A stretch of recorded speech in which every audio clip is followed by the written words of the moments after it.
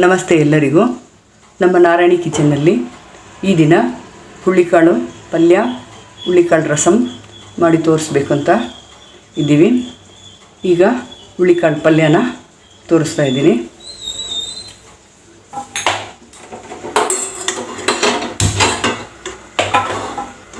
ಬಾಣಲಿ ಇಟ್ಟಿದ್ದಾಯಿತು.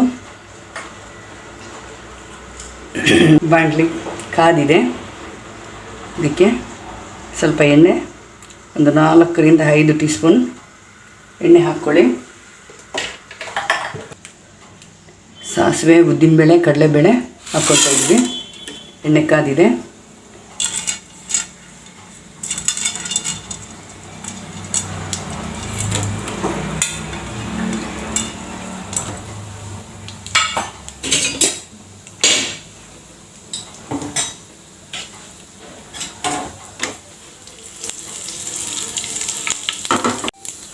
ಉದ್ದಿನಬೇಳೆ, ಕಡಲೆಬೇಳೆ, ಸಾಸಿವೆ ಹಾಕಿದ್ದೀನಿ. ಸಾಸಿವೆ ಸಿಡಿತಾ ಇದೆ ಚಿಟಪಟ ಅಂತ.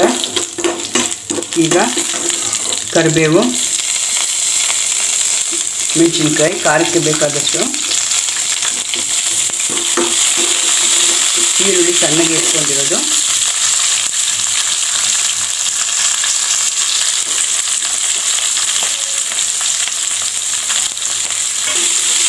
ಈರುಳ್ಳಿ ಸ್ವಲ್ಪ ಚೆನ್ನಾಗಿ ಫ್ರೈ ಆಗಬೇಕು.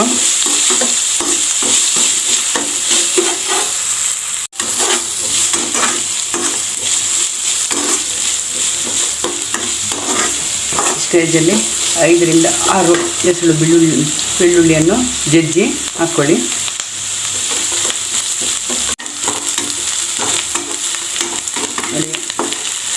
ನೋಡಿ, ಈರುಳ್ಳಿ ಚೆನ್ನಾಗಿ ಬಾಡಿದೆ.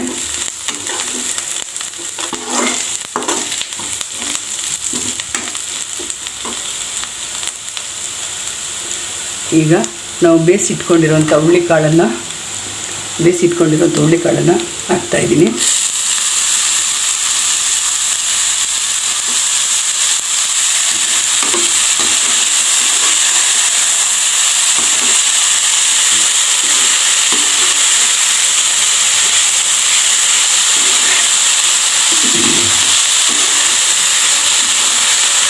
ಬೇಯಿಸೋವಾಗಲೇ ಉಪ್ಪನ್ನು ಹಾಕಿ ಒಂದು 4 ರಿಂದ 5 ವಿಸಿಲು ಬಿಡಬೇಕು.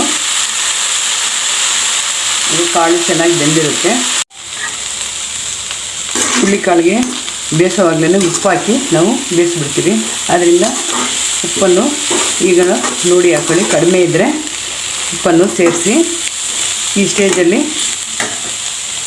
ನಾವು ಕಡಲೆಕಾಯಿ ಬೀಜ ಹುರಿದು ಪೌಡ್ರ್ ಮಾಡಿ ಇಟ್ಕೊಂಡಿದ್ವಿ.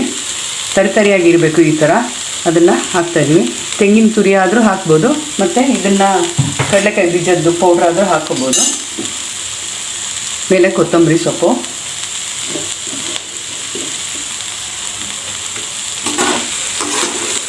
ಈಗ 1-2 ಸಲ ಕಲಸಿಬಿಡಬೇಕು. ಹುಳ್ಳಿಕಾಳು ಪಲ್ಯ ರೆಡಿಯಾಗಿದೆ. ಕಮೆಂಟ್ ಮಾಡಿ, ಶೇರ್ ಮಾಡಿ, ಸಬ್ಸ್ಕ್ರೈಬ್ ಮಾಡಿ. ಧನ್ಯವಾದಗಳು.